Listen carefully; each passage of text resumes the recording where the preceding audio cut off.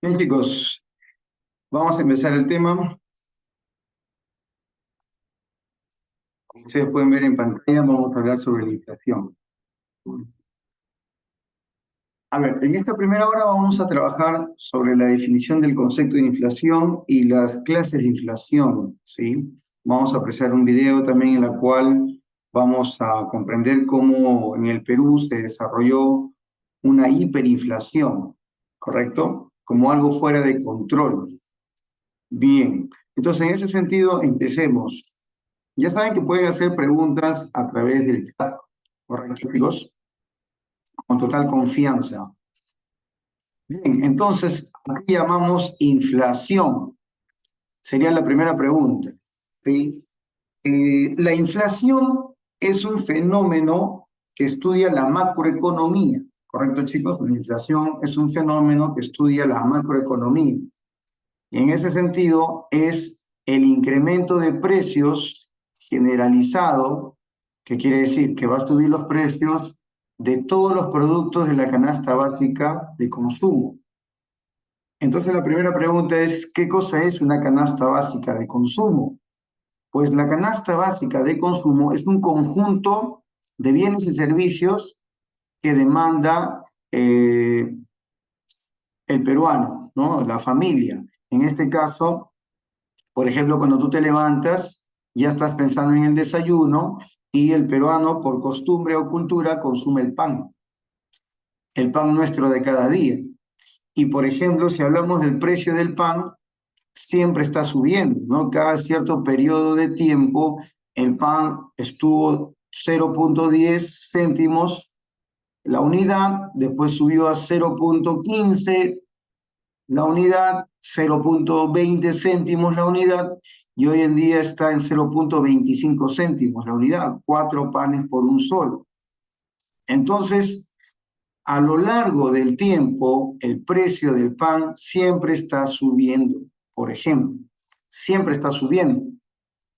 Pero resulta que cuando hablamos de inflación es el aumento persistente, sostenido en el tiempo, o sea que no va a ser de un día, 2 días, sino permanente, un año, por ejemplo, de todos los productos de la canasta básica de consumo. Entonces, hay un índice de precios, hay una lista, y esa lista de precios aproximadamente son más de 300 productos que el peruano demanda. Luego que tú compras pan en la mañana, luego que tú compras pan en la mañana, ya estás pensando en la tarde, el almuerzo, ¿no? Al mediodía, a la 1 de la tarde, pero antes tu mamá ha ido al mercado y ha buscado, pues, por ejemplo, comprar pollo.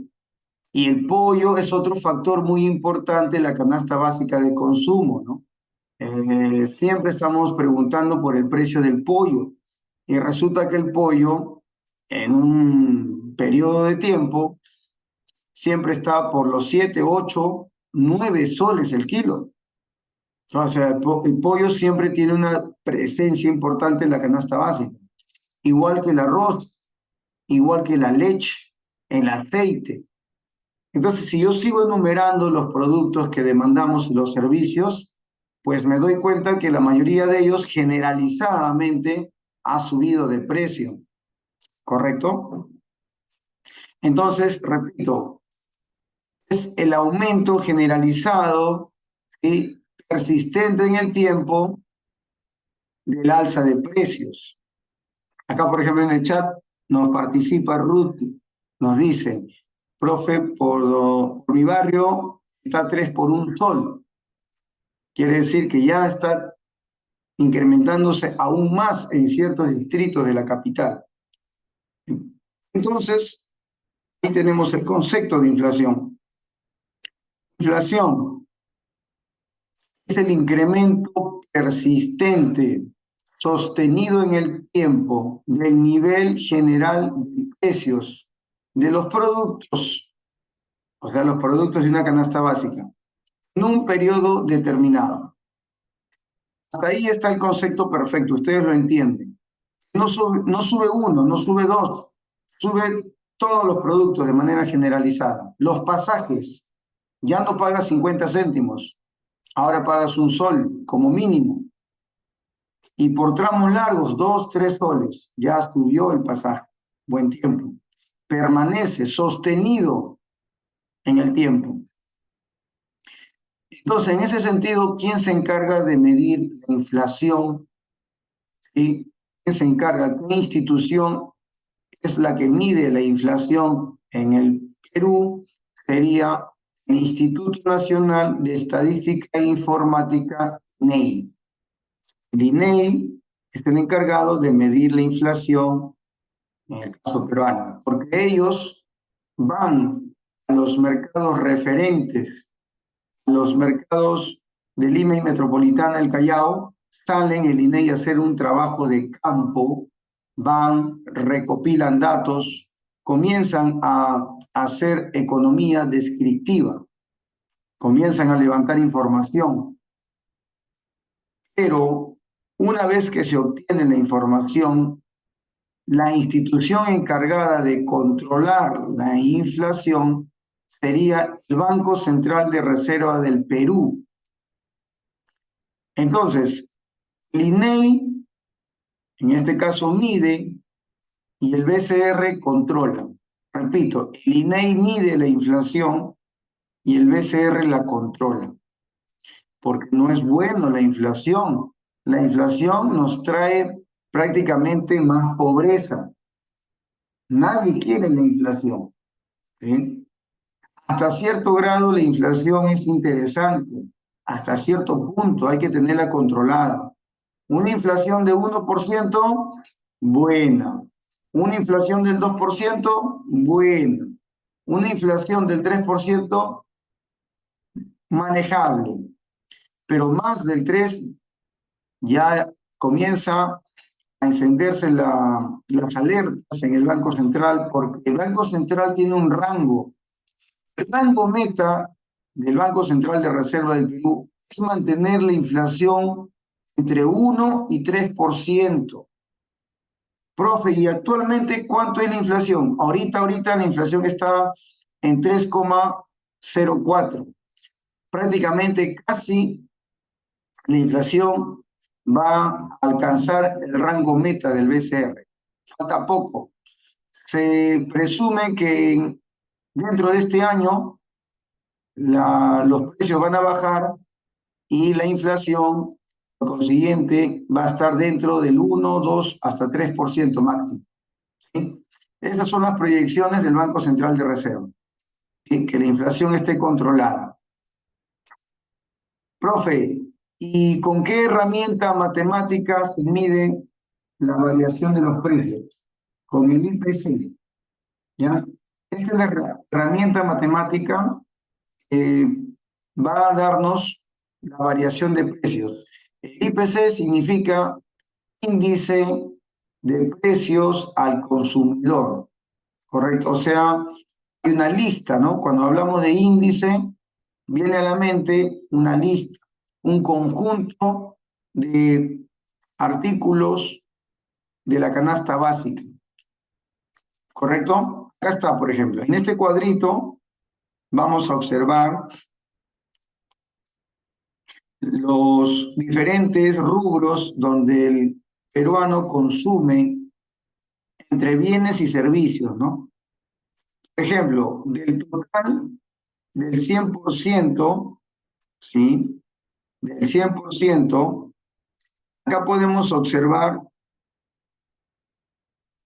que alimentos y bebidas no alcohólicas demanda un 23,9% de la canasta básica. También el peruano gasta en transporte 12,2%. En restaurantes, o sea, salir, comer en la calle, viajar, 16%. Agua, electricidad, gas y otros combustibles, 9,6%, casi 10%. ¿Correcto? Vestido, calzado, 4,6%. Muebles, artículos del hogar, Conservación del hogar, 4,9. Recreación y cultura, 3,9. Comunicaciones, 4,6. Entonces podemos observar, estimados estudiantes, el rubro más importante de la canasta básica de la familia es alimentos. Así es, chicos, es la más importante. Alimentos y bebidas no alcohólicas. Puede ser leche, yogur, agua embotellada, etc. Y alimentos, pues, ahí están. Todos los días nuestra madre tiene que salir al mercado a batirse duelo con los precios, ¿no? A batirse duelo con los precios. Porque obviamente se tiene una economía, se tiene un dinero que se va a destinar al gasto con mayor responsabilidad en lo que es los alimentos, ¿no? El almuerzo, el pan nuestro de cada día, es lo que más preocupa a las amas de casa. Y tenemos que siempre los precios varían. El arroz paisana de 3,50 a 4 soles, ya subió. El aceite vegetal de 8 soles 50 a 9 soles 10 soles, hasta 11 soles inclusive, ya subió. Imagínate. O sea, prácticamente hay una variación de precios general, pero resulta que esa variación de precios generalizada siempre está que sube. También le llamamos costo de vida, también le llamamos costo de vida, el costo de vida, ¿no? El costo de vivir. Te levantas, ¿no? Gastas agua, luz, o sea, electricidad, cada vez está subiendo más las tarifas eléctricas, el servicio del agua potable. Ese es el costo de vida. Luego sales a la calle, el pasaje. Ya no te quieren cobrar un sol 20, un sol 50. Costo de vida, ¿no? Y todo eso lo gastamos con el salario nominal, ¿correcto? Ya vamos pensando también que hay una forma de gastar esos precios, esos bienes, esos servicios con el salario. Y ahí viene otro tema, ¿no? El salario. ¿Cómo podemos gastar el salario adecuadamente? Otra pregunta, ¿se podrá ahorrar o no se podrá ahorrar cuando hay alza de precios? A ver, ¿qué dicen ustedes? ¿Habrá más capacidad de ahorro cuando hay más inflación? ¿Qué opinan? Muy Menos bien, capacidad. menos capacidad, es más complejo, difícil ahorrar cuando los precios suben. Y tú prácticamente ves que tu dinero está perdiendo poder adquisitivo. Tu dinero tiene dos valores, hemos visto la semana pasada, el valor intrínseco y el valor extrínseco del dinero. ¿Cuál de ellos se ve afectado por el alza de precios, por la inflación? ¿El valor intrínseco o el valor extrínseco? ¿En dónde tú puedes apreciar que tu dinero compra menos cosas? Cuando tú llevas una moneda, un billete, digamos, en un cierto tiempo, estás comprando cada vez menos cosas. O sea, el valor de cambio del dinero está teniendo una pérdida porque cada vez estás comprando menos cosas. Por un sol ya no compras 5 panes, ahora compras 3 panes. Ha pasado el tiempo y con esa moneda ya no puedes cambiar cosas. Eso sería el valor extrínseco. ¿Correcto, chicos? ¿Qué lo afecta al dinero? ¿Qué lo hace que tenga menos poder de compra? La inflación. Y esa característica lo hemos visto la semana pasada, ¿no es cierto, chicos? Así es, cuando hemos hablado del dinero, es un valor extrínseco, el tema de la inflación lo afecta el poder adquisitivo del dinero. Bien, entonces recordemos, la parte más influyente es los alimentos y bebidas no alcohólicas dentro de ese índice de precios al consumidor. Matemáticamente se ve así, mira, ve. El IPC más 1 menos el IPC del año base en el numerador y el IPC, índice de precios al consumidor, del año base en el denominador. O sea, el numerador y denominador se considera un año base para podernos comparar si ha habido variación en los precios. Y vaya que sí lo ha habido, ¿no? De un tiempo a esta parte, la mayoría, generalizadamente, los precios han subido. ¿Correcto, chicos? Y eso lo multiplicamos por 100 y así obtenemos la tasa de inflación. Puede estar ahorita cercano al 3%, ¿no? Cercano al 3%. ¿Correcto, chicos? Muy bien. Por ejemplo, para que te des una idea, si el aceite que estaba 7 soles el año pasado y ahora está 10 soles 50, 10 soles 50, ¿cuánto ha subido? En porcentajes. En porcentajes, ¿cuánto habrá subido el aceite de 7 soles a 10 soles 50? ¿Cuánto ha subido? ¿10%? ¿20%? ¿Cuánto ha subido? ¿Cuánto ha variado? A ver, en el chat escríbeme.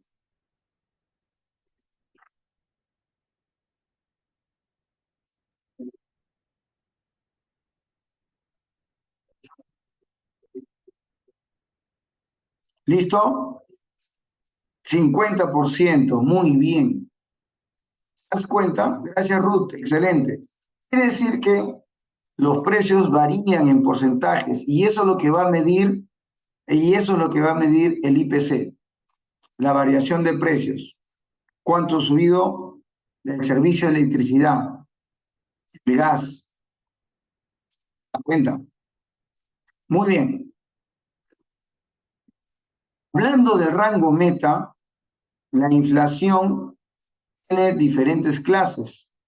Tenemos la inflación negativa, ¿no? La inflación negativa también se le llama deflación. Es cuando los precios de manera generalizada y sostenida en el tiempo caen. Y ahora, ¿por qué caen los precios, profe? ¿Cuál es el motivo? Uno de los motivos es la sobreproducción.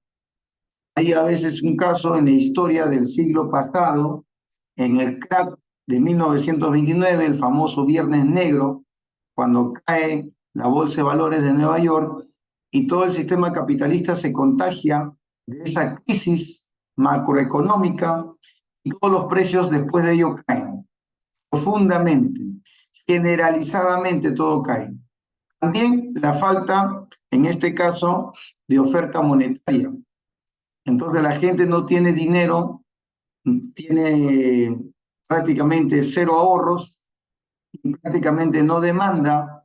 Si la gente no demanda, porque obviamente con qué va a demandar si no tiene dinero, no tiene trabajo, entonces los precios caen.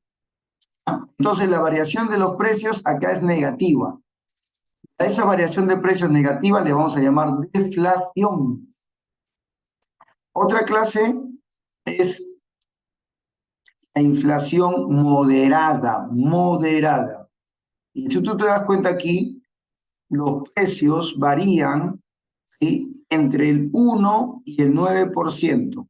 Repito, en la inflación moderada, los precios varían de 1 a 9%. No llega a 2 dígitos, no llega. ¿Ya? Puede ser la inflación 1, 2, 3, 4, 5, 6, 7, 8, 9, hasta ahí. ¿Quiere decir, profe, que es un dígito? Sí, un dígito. Si hay un país que tiene un dígito de inflación como el Perú, que ya tiene varios años dentro de un dígito, se dice que ese país tiene inflación moderada, ¿correcto? Por ejemplo, la inflación del año pasado en el Perú, según el INEI, fue de 3,4.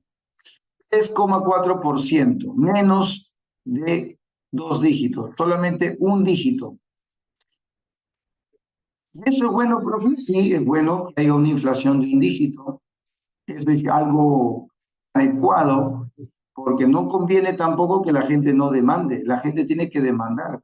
Si no hay demanda, obviamente las empresas no se motivan para ofertar. Entonces podemos pensar que las empresas no vienen al país porque no hay demanda. Acuérdate que en la teoría de la oferta, que ya hemos visto semanas pasadas, el empresario se pone las pilas y comienza a ofertar más cantidades cuando el precio varía, ¿no? Sube un poquito, ¿no? Entonces el empresario estará bien, dice, la gente demanda.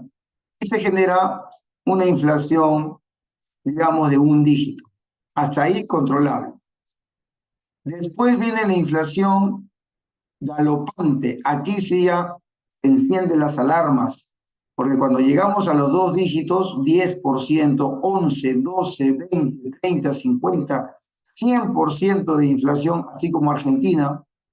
Argentina está un poquito más del 100%. Recuerdo que hasta, hasta el año pasado, Argentina tenía 211% de inflación. O sea, profe, la inflación galopante es aquella inflación que inicia con dos dígitos y puede llegar hasta tres dígitos. Claro, puede llegar a 600, 700, 800, 999% de inflación. Prácticamente ya el dinero pierde de manera brusca su poder de compra. Ya el dinero, por ejemplo, el peso argentino compra cada vez menos, igual que los bolívares, ¿no? En Venezuela, igual.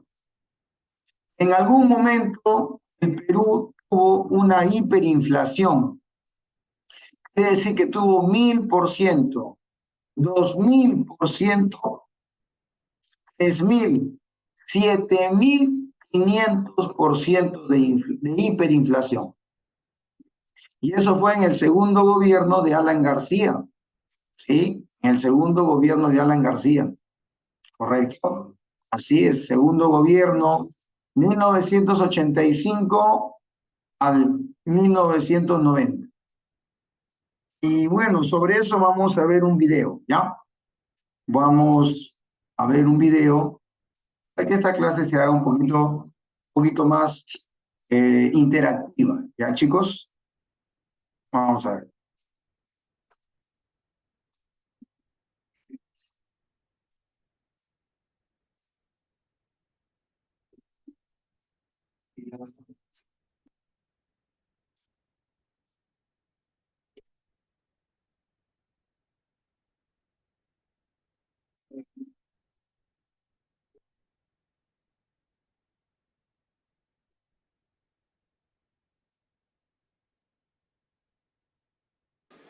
¿Cuál es la fija para ganar? Si viajara a la final de la... Bien, chicos, ¿se observa y se escucha? A ver, escríbanme en el chat. Sí se escucha, profesor, y sí Si se se ve. escucha y si se ve. Perfecto, muy amable. Gracias. Y empezamos entonces, atento.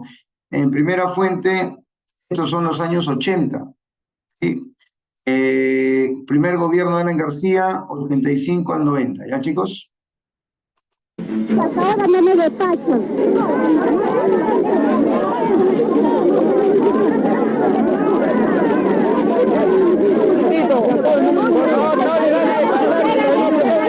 Aquí el problema es por la compra del arroz. No conseguimos nada. Esta es la situación que nos ha hecho llegar el gobierno. Y no, pues, mire, ¿desde qué hora estoy? Desde las 6 de la mañana. Porque yo, mire, soy 435. De repente no alcanzo, muchos se están zampando. Hiperinflación, colas, escasez y una moneda devaluada. Son hechos de nuestra historia reciente que hoy, a escasas horas de conocer quién será el nuevo presidente del Perú, despiertan malos recuerdos de una generación golpeada por la peor crisis económica y social de las últimas décadas. Económica y... Acá, por ejemplo, ustedes ven que gente cocinaba no con el GLP que compra en casa tu mamita, ¿no? O sea, el balón de GLP, ese de 10 kilos, que te trae, pues, Solgas, ¿no? Yamagas, ¿no? Etcétera, Perú Gas. Aquí, en los años 80, se cocinaba con querosene, que es un derivado del petróleo. Y aquí hay un detalle, chicos. El Perú no produce petróleo. El Perú no es productor. Podemos tener unos cuantos pozos en la selva, petroleros, pero no alcanza para satisfacer la demanda. Todos los días el Perú necesita 300.000 barriles, pero solamente produce 50.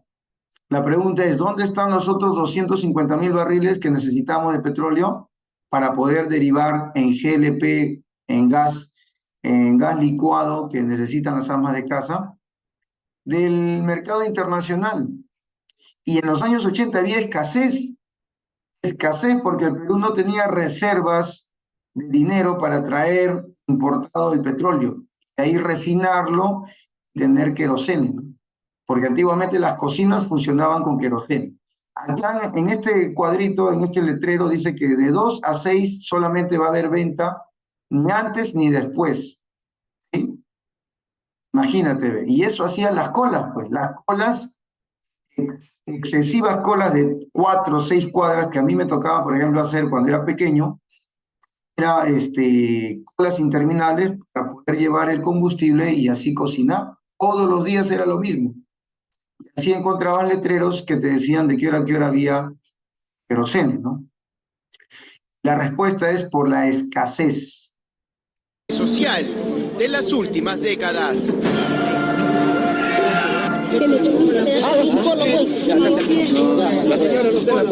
¿Ha conseguido los productos básicos por el día? No, señorita, no encontramos de temprano ni azúcar, ni arroz. ¿Ve la vida cómo están? ¿Qué hacer ahora, Cole? Hay que buscar, hay que pagar sobreprecio. El arroz hay que pagar sobreprecio. Ese punto de la señora dice sobreprecio. Ustedes, como estudiantes de economía, a eso se le llama mercados negros. La formación de mercados negros son los mercados especulativos, que no venden al precio que impone el Estado. El Estado, en el primer gobierno de Alan García, imponía precios, controlaba los precios, y al controlar los precios, prácticamente genera también más escasez.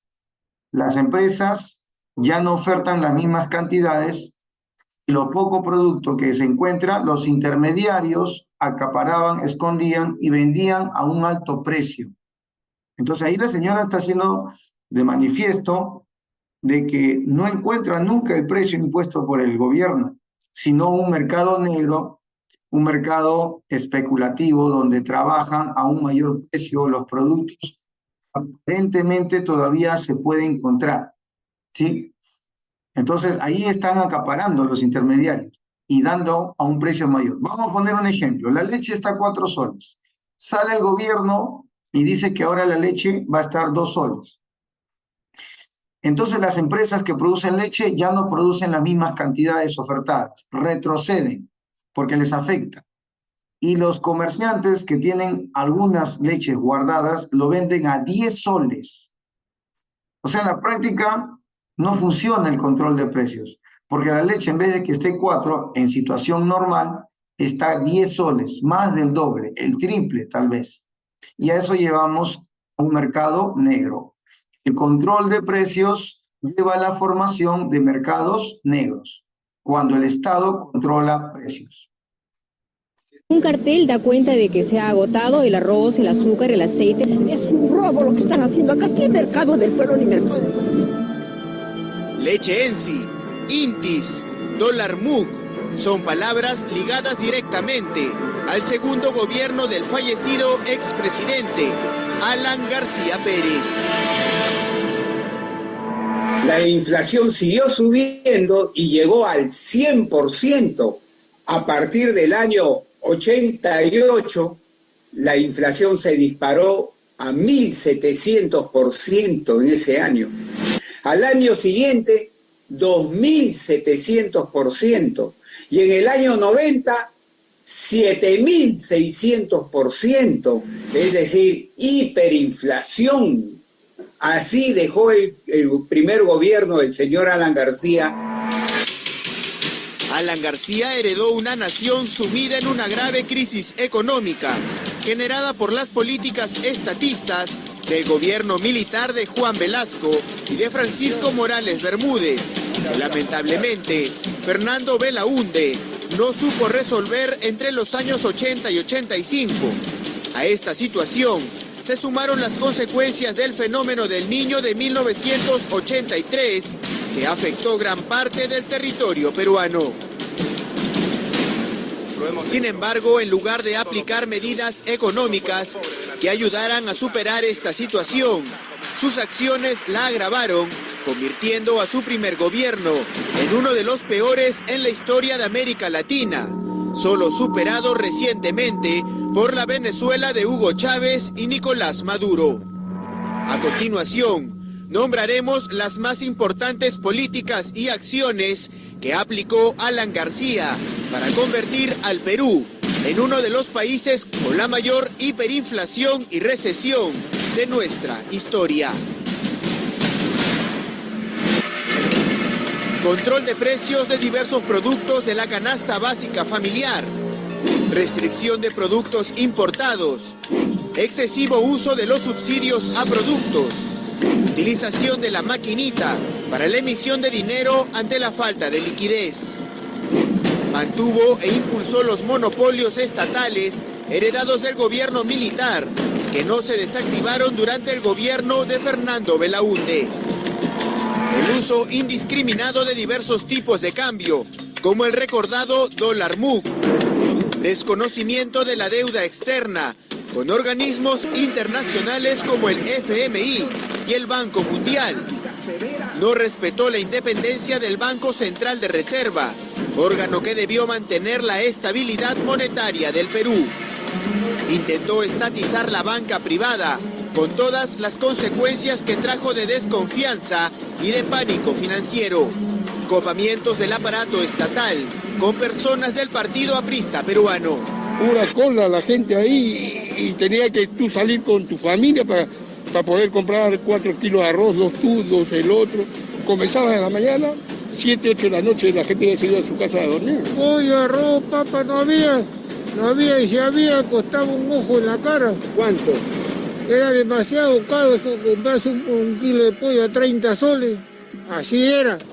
Entonces, costaba 5 veces más, 6 meses más su valor. 5, 6, lo que querían. Pero cuando no había azúcar, algunos le echaban un caramelito de limón. Un caramelo de limón o usábamos la chancaca, pues, la chancaca. Y para sustituir el pollo, ¿qué hacía? O el arroz. Ay, el arroz, hacíamos nuestro triguito, pues, nuestro moroncito. Pronto el desequilibrio comercial dio origen a una disminución de las reservas, por lo que al Estado le empezó a faltar dinero para los subsidios y sin poder obtener apoyo financiero internacional por el desconocimiento de la deuda. Los billetes se imprimieron inicialmente en valores de 10, 50 y 100 intis. Sin embargo, posteriormente, los billetes se imprimieron en cantidades mayores debido a la hiperinflación continua. ¿Has visto cómo con tus... A ver, podemos observar, chicos, las causas de la inflación. A ver, un comentario, alguna opinión, ¿qué te pareció? ¿Qué observaste?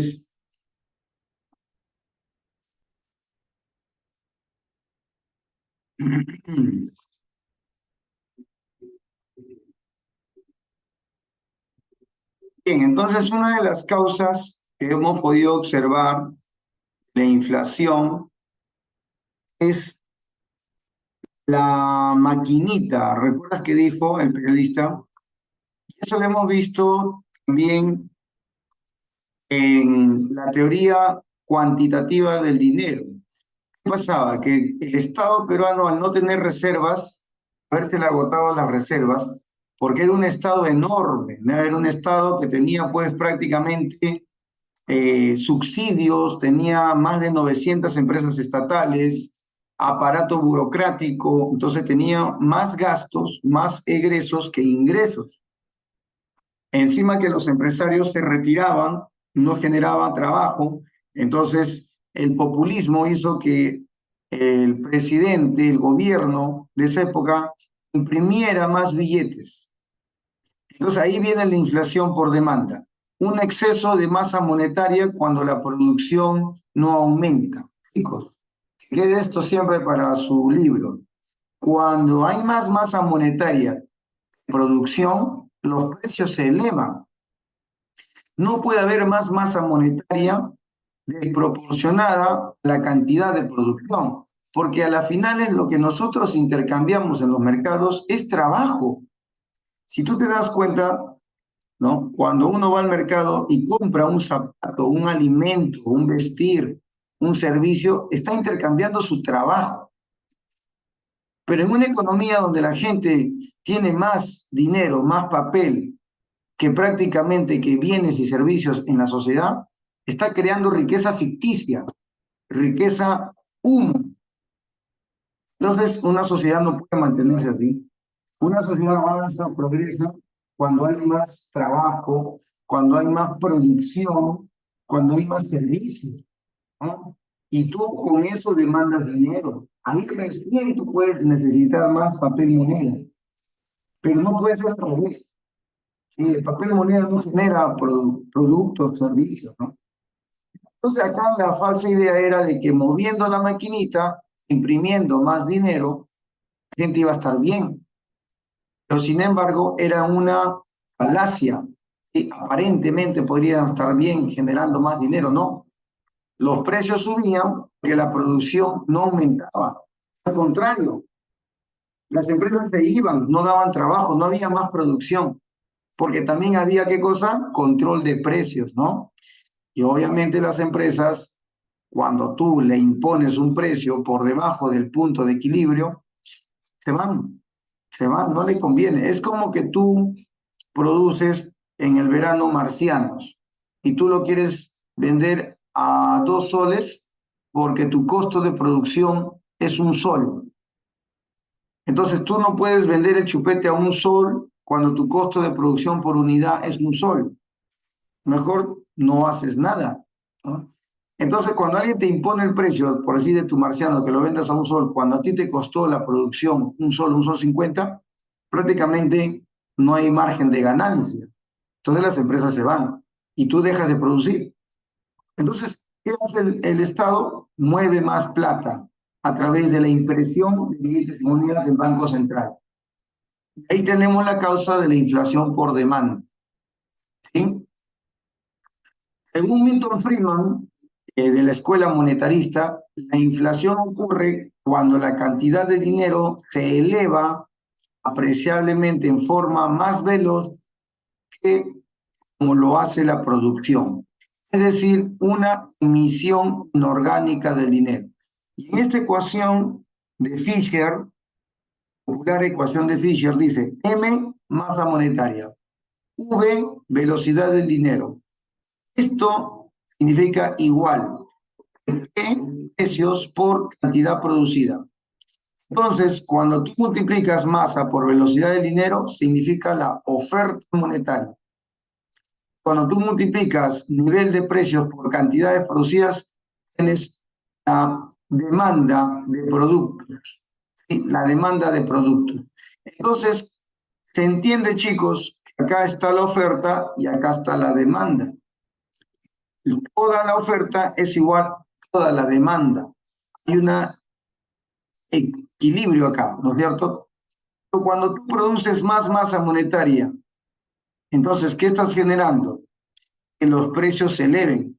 Porque si la producción no cambia, no varía, tú no puedes aumentar la masa monetaria. Que al aumentar la masa monetaria, sin considerar que la producción no aumenta, se mantiene constante, entonces estás haciendo que los precios se eleven. Ahí generas una hiperinflación, ¿correcto? Cuando hablamos de inflación por costos, entre paréntesis, la empresa prácticamente produce con altos costos, vamos a tener una inflación, y en este caso, la producción necesita insumos de materia prima que prácticamente lo tenemos que traer de otros lugares, ¿no? Y ahí obviamente los costos hacen que los precios se eleven. Te voy a poner un ejemplo. El Perú importa maíz ¿Me escuchan? Concéntrate. El Perú importa maíz. ¿Ya? Acá producimos prácticamente al año, Perú produce al año 3 toneladas, ¿ya? 3 toneladas de maíz. Pero resulta que nosotros necesitamos 8 toneladas, 8 toneladas, ¿sí? Para satisfacer la demanda interna. Entonces, ¿qué hacemos? Tenemos un déficit. 5 millones de toneladas tenemos de déficit. Entonces, traemos maíz importado. Profe, ¿y por qué traemos maíz importado? Porque acá no producimos lo suficiente. Claro, no producimos lo suficiente. Y resulta que ese maíz viene caro. Profe, ¿y quién come tanto maíz? Las aves, las miles de aves en las granjas que los empresarios avícolas, ya sea San Fernando, Avinca, hay varias empresas, tienen que mantener al pollito 2 meses en las granjas. 2 meses comiendo maíz importado a precios caros. ¿Qué va a pasar? Que al fin de cuentas, cuando tu mamá va a comprar pollo para hacer arroz con pollo, para hacer tallarín con pollo, etcétera, va a encontrar un alto precio. ¿Por qué? Porque los insumos, ¿no? Para producir aves son caros. Otro ejemplo, el petróleo. El Perú no produce petróleo, tiene que traer producto importado. Y cuando acá queremos producir algo con petróleo, va a ser caro al final.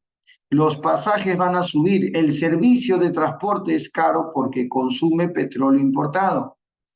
¿Te das cuenta? Y ahí tenemos la famosa inflación importada, porque el Perú no produce lo que demanda, lo compra del mercado internacional. Entonces, en ese sentido, empeora la situación, encarece el costo de vida. Veamos acá, dice, inflación por costos. Ante un incremento de los costos de producción como el precio de los insumos, maíz, petróleo, por ejemplo, o también aumentan los salarios, en este caso las empresas tienen que pagar más altos salarios, o los intereses, por ejemplo, cuando tú te haces un préstamo y pagas intereses más caros, genera un incremento del nivel general de los precios. Ahí está la respuesta. Tenemos inflación importada. Entonces, la inflación se genera por el incremento del precio de bienes importados, sean insumos o bienes de capital, necesarios para la producción nacional. ¿Correcto, chicos? Muy bien. Entonces acá dice, más costos, más nivel de precios. ¿Correcto? Así está, chicos. Muy bien, hasta aquí alguna pregunta. A ver, chicos, ¿algún comentario? ¿Alguna duda?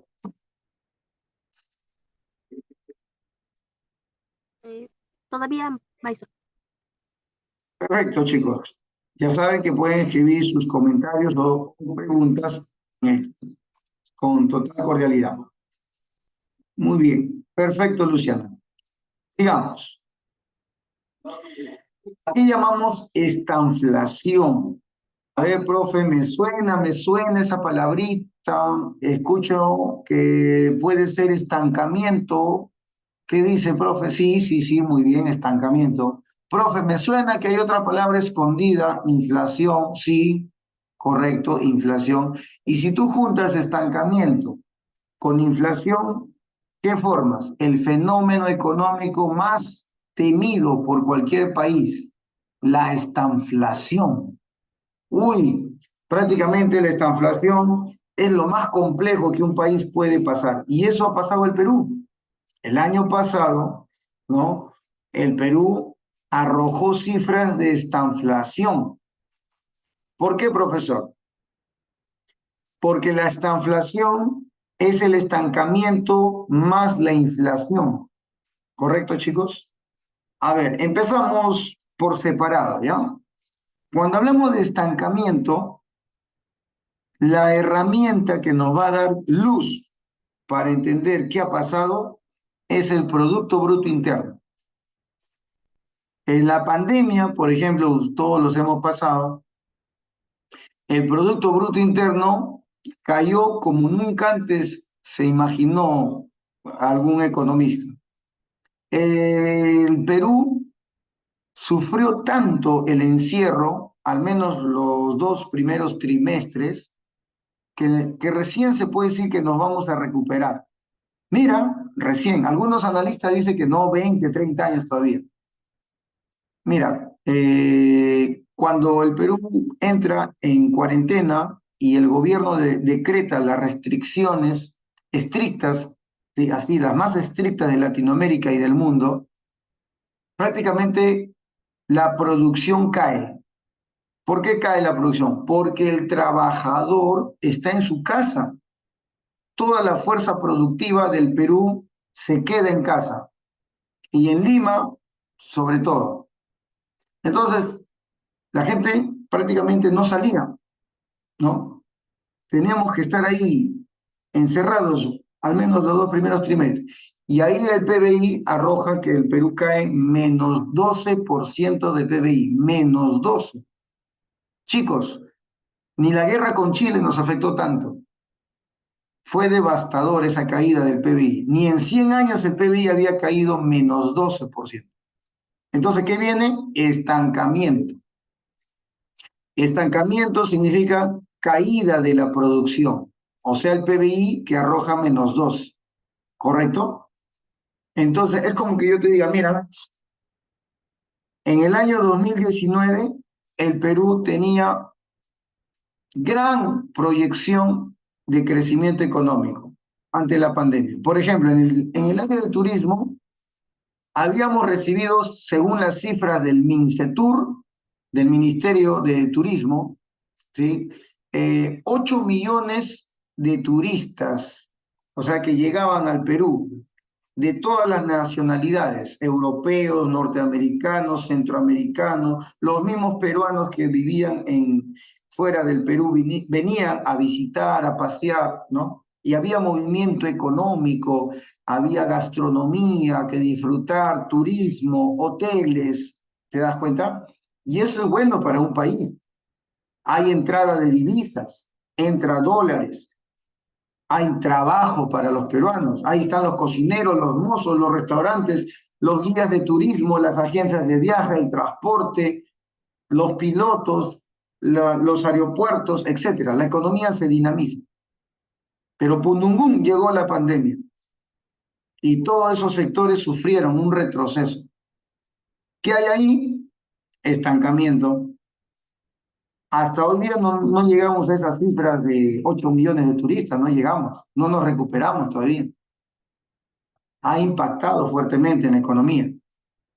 Entonces, arrojamos cifras después de la pandemia de estancamiento, ¿correcto? Estancamiento. Recién se aperturaron 2021 ciertos sectores económicos, poco a poco, el teletrabajo, trabajo digamos, en casa por la computadora. Por ejemplo, la academia dictó clases todavía medio año, virtual y así. Ya volvemos a la presencialidad, ¿no? Pero el estancamiento todavía golpeado. Entonces, se une otro desafío, la inflación. Precios altos, precios altos. Y hace 2 años, chicos, hace 2 años que hay un conflicto en el mundo. El conflicto de la OTAN, que son los países del Atlántico Norte, Inglaterra y Estados Unidos, sobre todo, junto también con Francia, son los 3 más poderosos que tienen capacidad nuclear, se están enfrentando junto con Ucrania a Rusia, que también tiene capacidad nuclear. Entonces, cuando los países que son industrializados se enfrentan, dejan de producir otro tipo de bienes y servicios o productos. Entonces, por ejemplo, ahí comienza la escasez.